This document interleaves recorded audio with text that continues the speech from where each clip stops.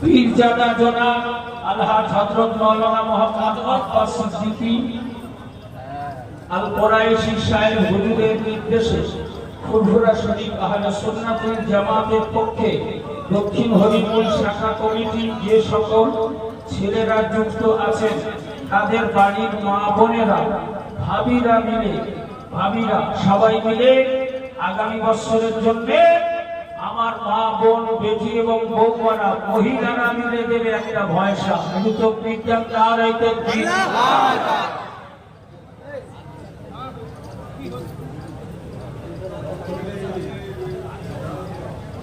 প্রাণ ধরে তো বিজ্ঞান না রাইতে